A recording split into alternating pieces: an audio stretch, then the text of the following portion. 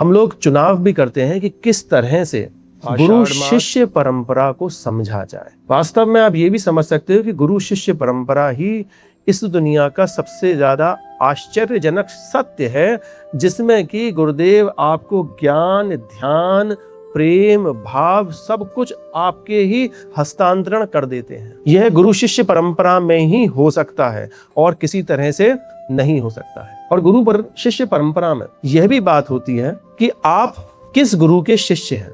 उन गुरुदेव सरकार के गुरु कौन थे, उन गुरुदेव सरकार के गुरु कौन थे। तो आप और हम बड़े भाग्यशाली हैं कि हम सभी लोग ऐसी परंपरा से जुड़े हुए हैं जहां पर हमें हर किसी आचार्य का नाम साफ साफ अक्षरों में याद भी है कि किस परंपरा में हम लोग जुड़े हैं। तो ये परंपरा कुछ और नहीं, इंग्लिश में एक शब्द कह देते हैं कि नॉलेज ट्रांसफर वाली बात है। ये तो गुरुदेव की कृपा से, जो उनके गुरुदेव ने उनके ऊपर कृपा करी, जो भाव उनको सिखलाया, जो ज्ञान उनको दिया, जो प्रेम उनको दिया, वह सब का सब वह आपको दे देते हैं। अब ज्ञान कैसे देते हैं, ज्ञान के लिए समझिएगा, ज्ञान किताबों से भी मिल जाता है, आप पढ़ेंगे आपको समझ में आ जाएगा, पर वास्तव में उस ज्ञान का उपयोग कहाँ करना है आपको जीवन में, वह गुरुदेव बदला।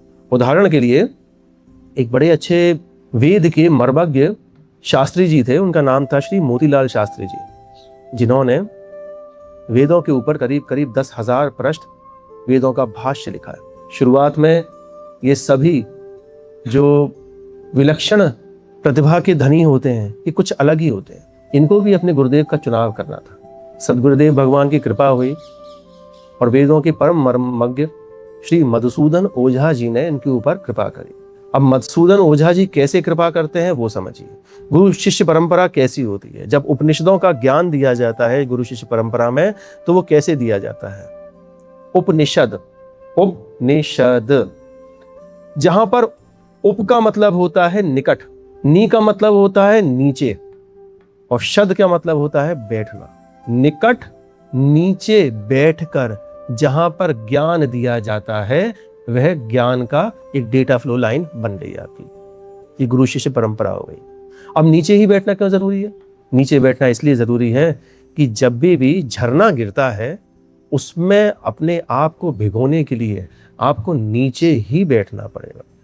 ऊपर जाके आपको कहीं पर भी कुछ नहीं मिल पाएगा, सूखे के सूखे ही रह भी जाओगे। तो मोतीलाल शास्त्री जी को श्री मधुसूदन ओझा जी अपने पास में निकट बैठाल के वह वेदों का ज्ञान कराते थे, और उनकी एक शर्त थी। शर्त ये कि कुछ भी चीज आप कहीं पर लिखोगे नहीं, बिना लिखे आपको सारी चीजें अपने हृदयंगम करनी है।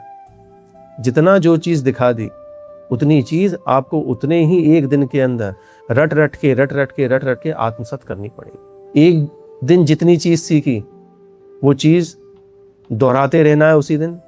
दूसरे दिन आप जब कुछ नई चीज सीख रहे हो, तो नई चीज तो आपको दिन भर रटना ही रटना है, और उसके साथ में जो आपने पहले दिन चीज सीखी थी वो भी चीज रट रही है। ऐसे ही तीसरे दिन आपने जो भी चीज नई चीज सीखी, उसमें पहले दूसरी चीज को भी आपको मिलाना है। ये उपनिषदों का ज्ञान होता है, मौखिक परंपरा, जो कि हमारे वैदिक गुरुकुलों में आज भी करवाई जाती है। लिखना का, बोलना, याद करना, वो ज्यादा। और ये जितने भी उपनिषद वेद जो बची हुई हैं, आज तक इसी कारण से बची हुई हमारे भारतवर्ष में, कि आचार्यों को यह सारी की सारी मौखिक याद थी। इसीलिए अब जब मधुसूदन ओझा जी ने श्री मोतीलाल जी के सामने ये शर्त रखी और कही कि आपको इसी तरह से आपको पढ़ना है मुझसे, तो वो तैयार भी हो गए। वे ना दिन देख रहे हैं, ना रात देख रहे हैं, ना दोपहर देख रहे हैं, ना भूख देख रहे हैं, ना प्यास देख रहे हैं। एकमात्र लक्ष्य कि जो गुरुदेव ने सिखाया उस चीज को पहले आत्मसात करना। वास्तव में यही एक परंपरा है जिससे ज्ञान एक पीढ़ी से दूसरी पीढ़ी तक जाता है।